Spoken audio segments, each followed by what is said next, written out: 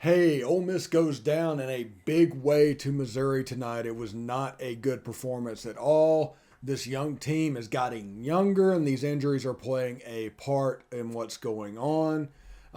It is what it is. It is one of those games that Ole Miss had to have. It could not get, and not only did it not get, it got blown away pretty impressively. But this is the post-game pod on Locked On Ole Miss. You are Locked On Ole Miss, your daily podcast on the Ole Miss Rebels, part of the Locked On Podcast Network, your team every day.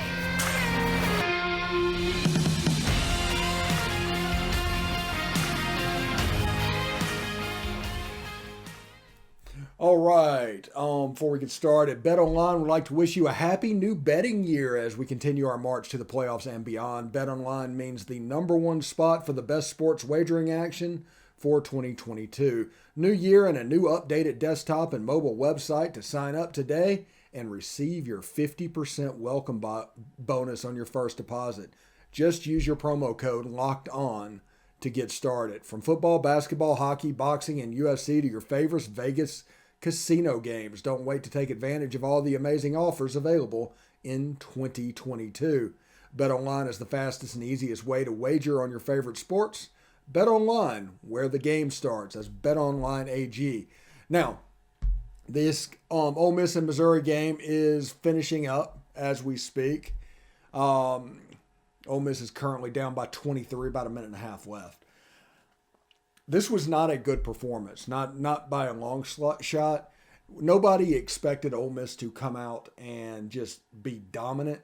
This is a team that's been fragile all year. When things start out well, and as long as they can front run a little bit, they are an extremely good team, and they flash, and you see all the confidence and everything that you expect to happen with this team happens.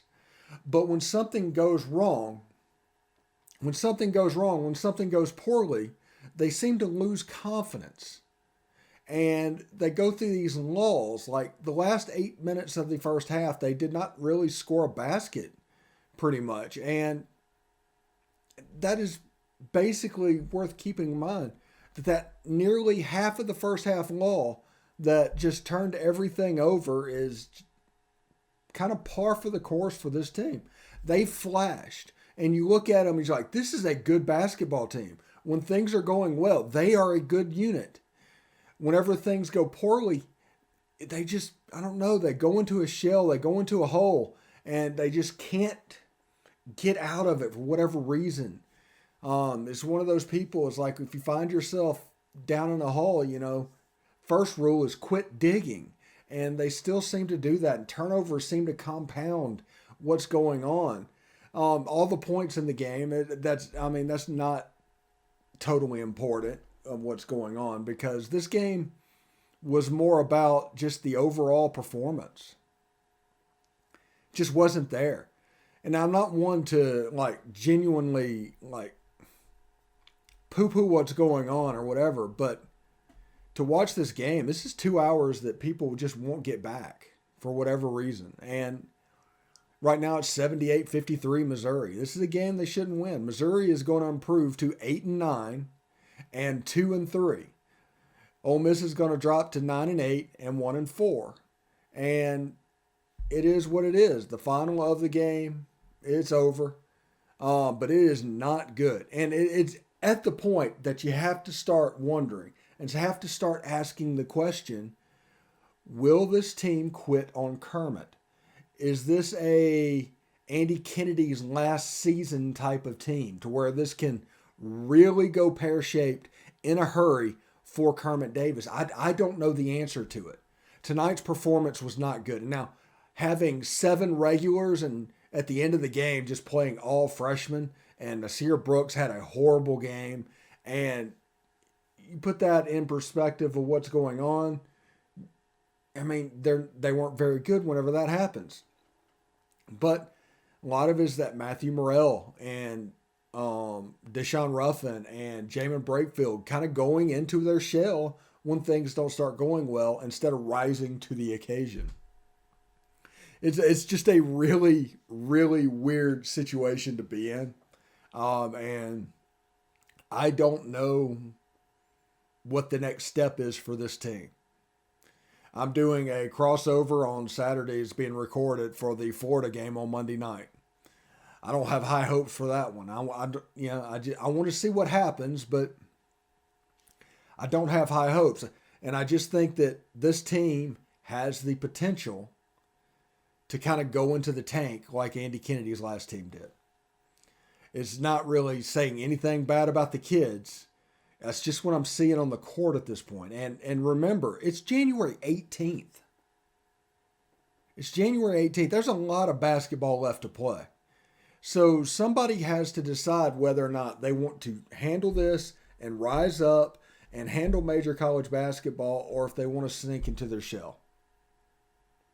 This is one of those fight or flight situations when it comes to a basketball team.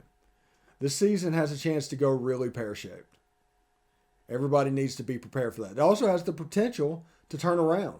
I don't know, because of the hole they've dug for themselves, if they have a chance, like if they flip the switch tomorrow and everything worked, if they could even play themselves into the tournament. This isn't the conversation we're having.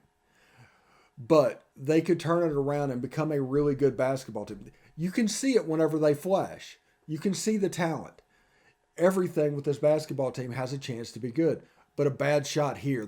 They're horrible on loose balls. For whatever reason, whenever the ball's bouncing around, I just do not expect Ole Miss to get it. Anyway, it's the new year, and that means New Year's resolutions. If yours is getting fit or eating healthier, make sure you include Built Bar in your plan. Built Bar makes it easier to stick to your resolution because it tastes so good. You'll want to eat it, unlike other protein bars, which can be chalky, waxy, or taste like a chemical spill. You want to eat healthy, but they're so boring. By week 3, you might be thinking, this just isn't worth it. Where's the chocolate? Well, Built Bars are coated in 100% chocolate. So here's an idea for the new year. Go to all your secret treat stash at home, in the pantry, in the office, in the car, wherever. Throw out all the sugary, calorie-filled treats and replace them with Built Bars. So whenever you're craving a snack or treat, you can reach for something that's healthy and tastes incredible. Even if you're not a huge fan of working out, you can at least eat something that tastes good and is good for you. And that way you can enjoy a delicious Built Bar. Anyway, go to Built.com, use promo code LOCKED15 and get 15% off your order. Use promo code LOCKED15 for 15% off at Built.com. So, we talked about that, and I hate to say, it's like that's 2 hours that people that watch that game will never get back. And everybody talks about the kids and everything going on and all of this. And I get that. I understand all of that. And honestly, this isn't a critique of the kids. It's just a critique that it happened. We had these conversations like 2 or 3 weeks back. It's like, hey, would Jarkel Joyner be a better 2-guard or 6th man? And all of this. And then player after player after player went down. And they had 7 in the original rotation available for tonight. And that caused all the young guys to be able to play. Now, Grant Slatton, Eric Vanderheiden, I'm not going to say I was impressed by their performance, but they didn't look out of place in their performance, if that makes sense. So that makes me feel better about developing them for the future. I think they're going to play more next week because by the end of the game, they provided a little bit of a spark. And like I told you before the commercial and everything, that this has the potential to go pear-shaped for Ole Miss basketball. Now, Ole Miss has played a bunch of games in the SJV Pavilion. There's been a lot of games in Oxford, Mississippi State, Auburn, this Missouri game. And the only game, they won against Mississippi State and they lost against Texas A&M. That was the road game. So this is going to get harder before it gets easier. It just is. The men's basketball team at Ole Miss this year is not going to be an overly successful product. The women's team they're doing a fantastic job. They've lost two 2 games and have a chance to move forward in their quest.